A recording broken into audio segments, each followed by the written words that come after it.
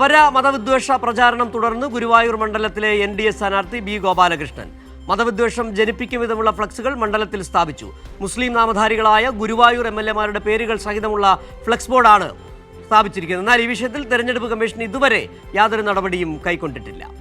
വിവരങ്ങളുമായി ഇപ്പോൾ സാരംഗ് ചേരുന്നുണ്ട് തൃശ്ശൂരിൽ നിന്ന്. സാരംഗ്, ഏതായാലും കഴിഞ്ഞ ആഴ്ചയാണ് ഹിന്ദു MLA വരണം ഗുരുവായൂരിലെന്ന ഒരു വലിയ പ്രതിഷേധം, ഒരു പ്രസ്താവന ബി ഗോപാലകൃഷ്ണൻ നടത്തിയത്. പക്ഷേ ഇവിടെ ഈ തെരഞ്ഞെടുപ്പ് കമ്മീഷൻ അന്ന് നടപടി എടുക്കാതിരുന്നതാണ് വീണ്ടും ഇത്തരത്തിൽ മതവിദ്വേഷ പ്രചാരണം നടത്തുന്നതിന് ഇടയാക്കിയിരിക്കുന്നത്. ഗോപാലകൃഷ്ണൻ തുടരെ ഈ പ്രചാരണം നടത്തുമ്പോൾ, മതവിദ്വേഷം നടത്തുമ്പോൾ എന്തുകൊണ്ട് തെരഞ്ഞെടുപ്പ് കമ്മീഷൻ നടപടി എടുക്കുന്നില്ല? വിലക്കേണ്ടതാണ് ഈ ഗോപാലകൃഷ്ണനെ.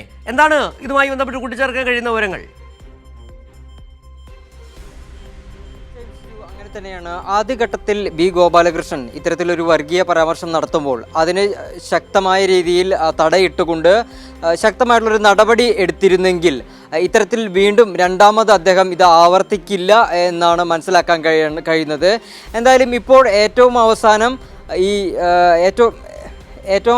ഇത്തരത്തിൽ ഈ ചാവക്കാട് മണ്ഡലത്തിലാണ് അദ്ദേഹം ചാവക്കാട് നഗരമധ്യത്തിലാണ് അദ്ദേഹം ഈ ഫ്ലക്സ് ബോർഡുകൾ സ്ഥാപിച്ചിട്ടുള്ളത്. അത് 1977 മുതൽ 2021 വരെയുള്ള മുസ്ലിം നാമധാരികളായിട്ടുള്ള MLA-മാരുടെ പേരുകളടങ്ങിയ ഫ്ലക്സ് ബോർഡാണ് അദ്ദേഹം സ്ഥാപിച്ചിട്ടുള്ളത്. എന്തുകൊണ്ട് കഴിഞ്ഞ ഒരു 50 വർഷത്തിനിടയിൽ ഇത്തരത്തിൽ ഹിന്ദു വിഭാഗത്തിൽ നിന്ന് MLA-മാരില്ല എന്നാണ് അദ്ദേഹം ചോദിക്കുന്നത്.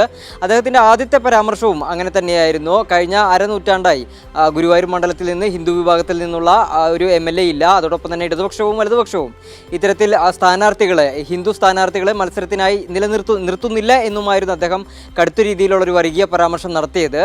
ഈ സംഭവത്തിൽ നിന്നും അദ്ദേഹത്തിനെതിരെ കേസ് എടുത്തിരുന്നെങ്കിൽ പോലും വലിയ നടപടികൾ ഉണ്ടായിരുന്നില്ല. അതേ തുടർന്ന് തന്നെയാണ് ഇത്തരത്തിൽ ഹൈക്കോടതി പോലും ഒരു രൂക്ഷമായിട്ടുള്ള വിമർശനം അദ്ദേഹത്തിന് നേരെ ഉന്നയിക്കുന്നത്. അതായത് ഹൈക്കോടതി പോലും ചോദിച്ചത് എന്തുകൊണ്ടാണ് ഒരു നടപടി എടുക്കാത്തത്, അല്ലെങ്കിൽ എന്ത് നടപടിയാണ് ഇതുവരെ ഈ ഒരു ഗുരുതരമായിട്ടുള്ള വിഷയത്തിൽ തെരഞ്ഞെടുപ്പ് കമ്മീഷൻ എന്ത് നടപടിയാണ് എടുത്തതെന്ന് ഹൈക്കോടതി ചോദിക്കുന്നു. അതോടൊപ്പം തന്നെ ഹൈക്കോടതി സൂചിപ്പിച്ചു പോകുന്ന മറ്റൊരു പ്രധാനപ്പെട്ട കാര്യം കൂടിയുണ്ട്. കാരണം ഇത്തരത്തിൽ സമൂഹത്തിൽ ഭിന്നത സൃഷ്ടിക്കാൻ അല്ലെങ്കിൽ വിഭാഗീയത സൃഷ്ടിക്കാൻ പോകുന്ന രീതിയിലുള്ള ഈ പരാമർശം ഗൗരവത്തിൽ തന്നെ കാണണം എന്നുകൂടി ഹൈക്കോടതി നിർദ്ദേശിച്ചിരുന്നു. എന്നിട്ട് പോലും തെരഞ്ഞെടുപ്പ് കമ്മീഷൻ യാതൊരു വിധത്തിലുള്ള നടപടി എടുത്തില്ല എന്നുള്ളതാണ് വസ്തുത. എന്തായാലും ആദ്യത്തെ സംഭവത്തിന് ശേഷം ഈ ഗോപാലകൃഷ്ണനെതിരെ പോലീസ് കേസ് എടുത്തിരുന്നു.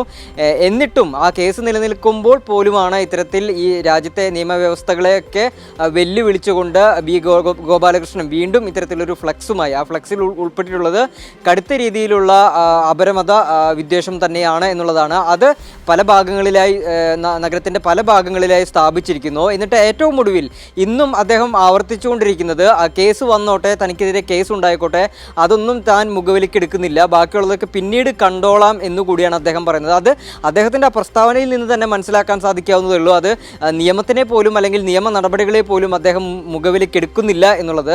എന്തായാലും സംഭവത്തിന് ശേഷം, രണ്ടാമത്തെ രീതിയിലുള്ള ഈ വർഗീയ പരാമർശത്തിന് ശേഷം സമൂഹത്തിൻ്റെ പല ഭാഗങ്ങളിൽ നിന്ന് അദ്ദേഹത്തിന് രൂക്ഷമായിട്ടുള്ള വിമർശനങ്ങൾ ഏൽക്കുന്നുണ്ട് എന്നുള്ളതാണ്. എന്തായാലും ഇതിനെതിരെ ശക്തമായിട്ടുള്ള നടപടി തന്നെ ഈ തെരഞ്ഞെടുപ്പ് കമ്മീഷൻ വിവരങ്ങൾ നൽകിയത്. തെരഞ്ഞെടുപ്പ് പ്രചാരണത്തിന് മതവിദ്വേഷ പ്രചാരണം നടത്തുകയാണ് ഗുരുവായൂരിലെ NDA സ്ഥാനാർത്ഥി ബി ഗോപാലകൃഷ്ണൻ. ഒരു നടപടിയും തെരഞ്ഞെടുപ്പ് കമ്മീഷൻ എടുക്കുന്നില്ല എന്നുള്ളത് കൂടിയാണ് ഏറ്റവും ശ്രദ്ധേയമായ വസ്തുത.